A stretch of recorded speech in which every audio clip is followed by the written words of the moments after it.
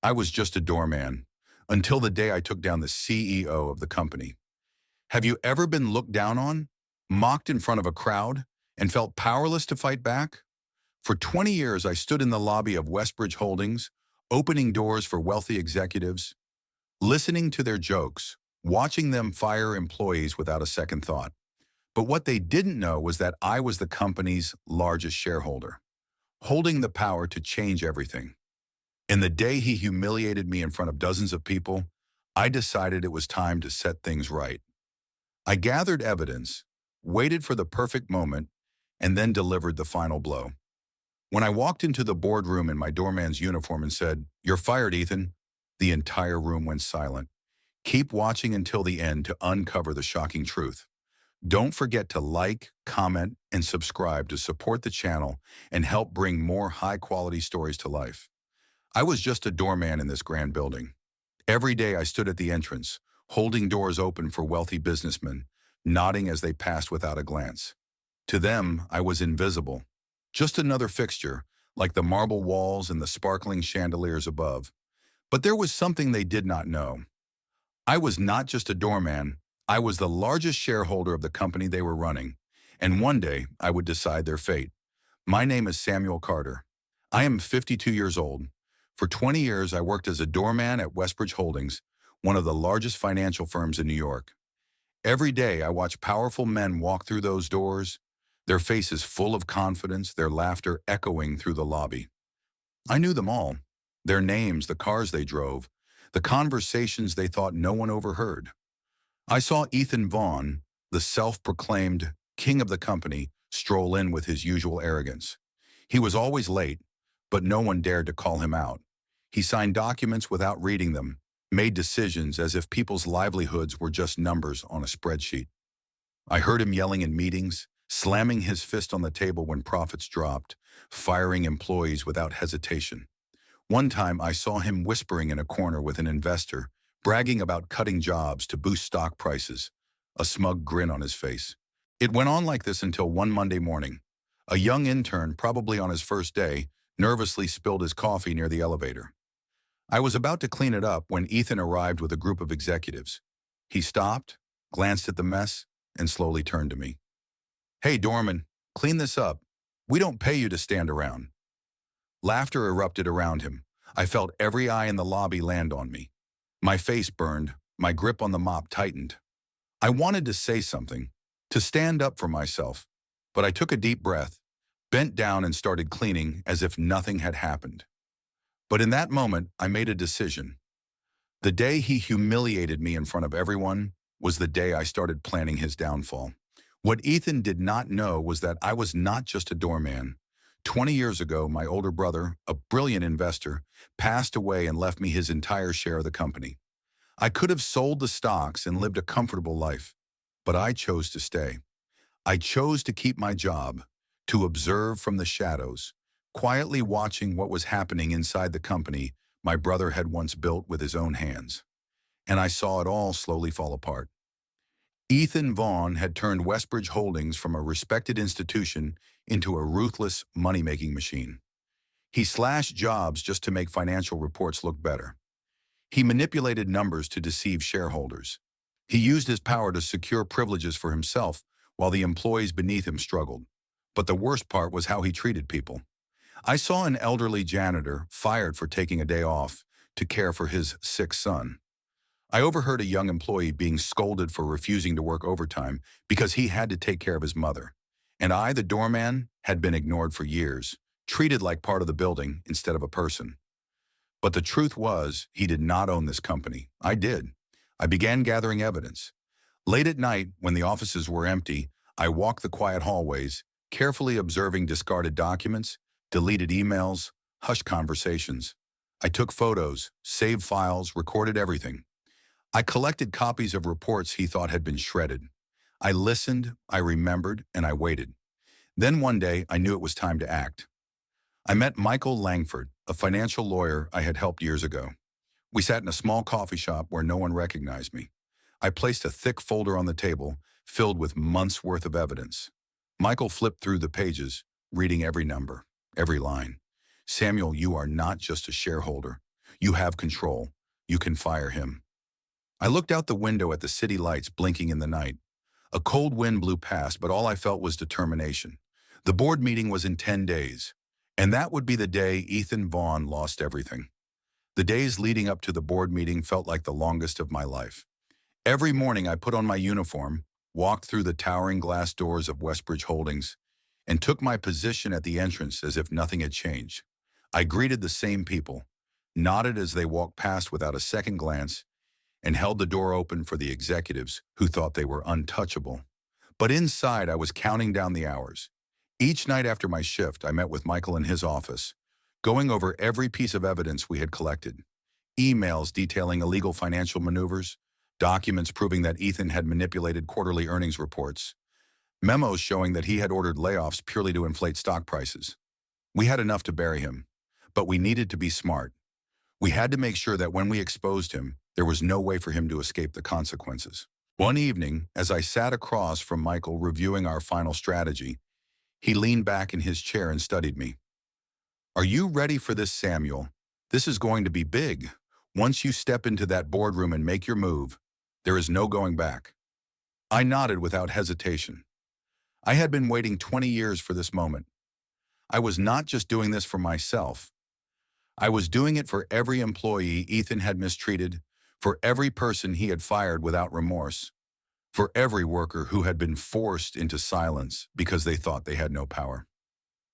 The night before the meeting, I barely slept. I sat at my small kitchen table, staring at the folder containing all the evidence. The city outside my window was alive with lights in motion, but in my apartment, everything was still. I thought about my brother and how he had once believed in this company, how he had poured his life into making it a place where people could thrive. I thought about how much it had changed under Ethan's rule, how greed had taken over, how the people who actually did the work were treated like disposable parts of a machine. At sunrise, I got dressed like it was any other day. I slipped on my uniform, grabbed my security badge, and made my way to the office. The only difference was that today I was not just a doorman. Today I was the man who was going to take back the company. As I walked through the lobby, I felt the weight of the moment settling on my shoulders. The executives strode past me with their usual air of superiority, completely unaware that their world was about to change. I spotted Ethan in the crowd, laughing loudly at some joke one of his colleagues had made. He had no idea what was coming. The board meeting was being held in the top-floor conference room, a space I had only ever glimpsed through open doors while cleaning late at night. It was a place reserved for people who made decisions, for those who wielded power. Today, I was one of them. I stood outside the door, waiting for Michael's signal. My hands were steady, my heart was not. I could hear voices inside, the casual chatter of board members, the occasional burst of laughter. Then my phone vibrated. It was a single-word text from Michael. Now I pushed open the heavy wooden doors and stepped inside. Every conversation stopped. Every head turned toward me. I walked to the front of the room, my uniform crisp, my expression calm. Ethan was seated at the head of the long glass table, leaning back in his chair with a smirk on his face. "You are in the wrong place, Doorman. The janitor's closet is down the hall." There were a few chuckles from around the room. I did not react. I set my folder down on the table, opened it, and began to speak. "I am not just a doorman. I own 35% of this company, and today I am firing you." The silence was absolute. It was the kind of silence that sucked the air from the room, the kind that turned confident men into statues.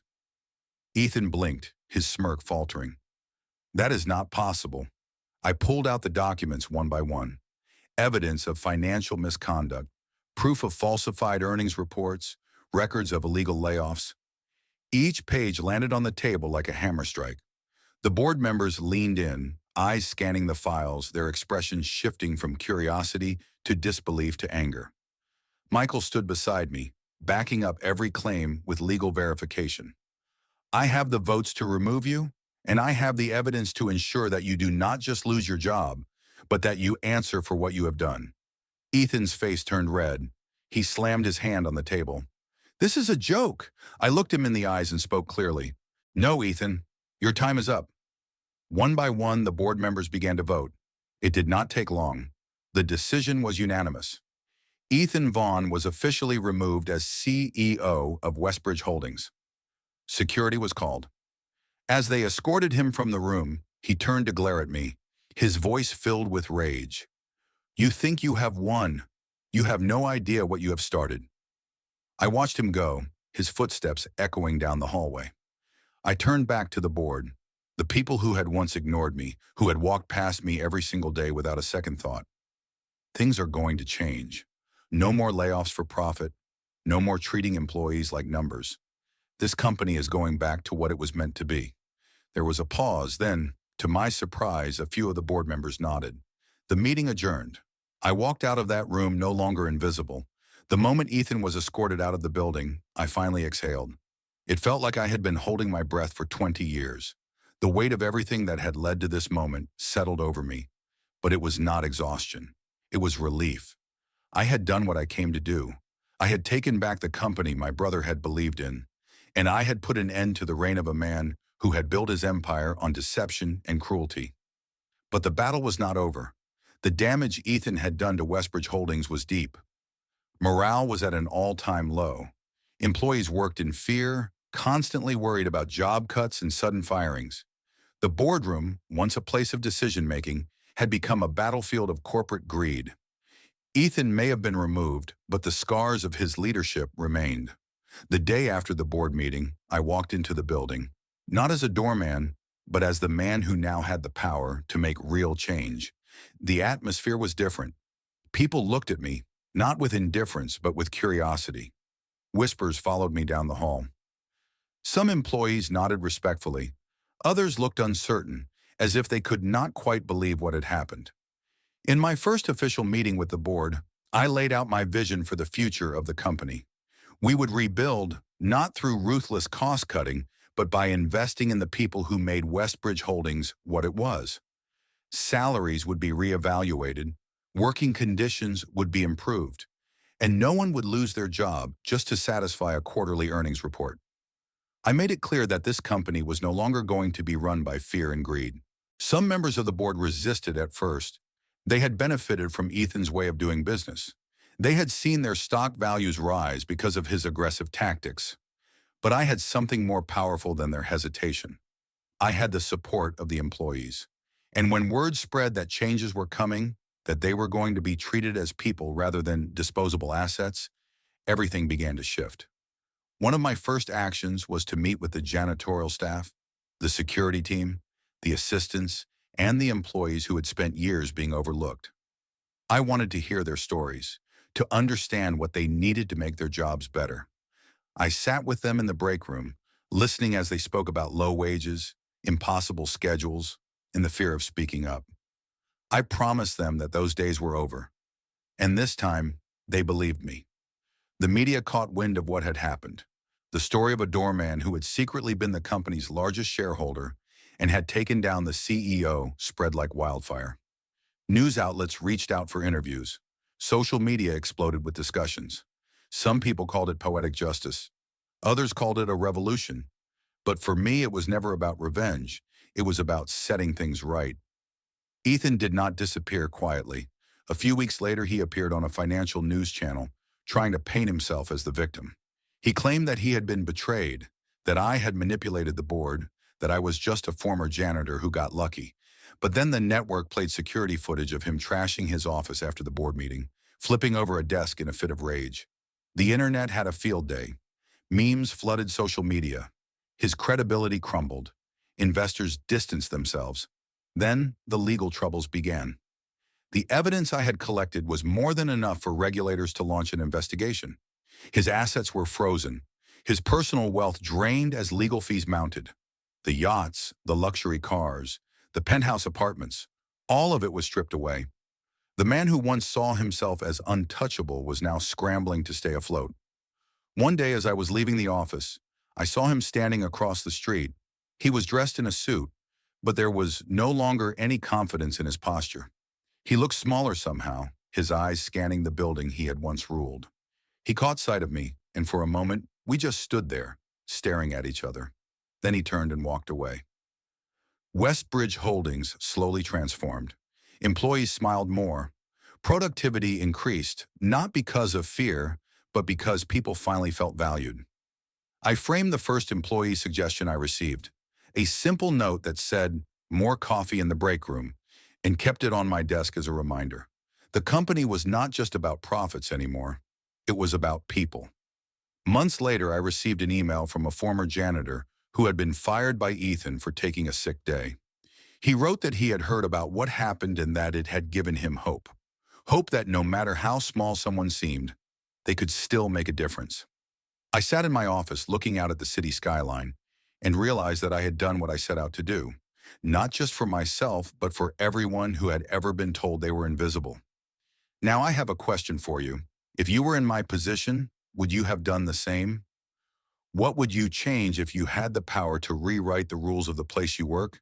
Let me know your thoughts in the comments.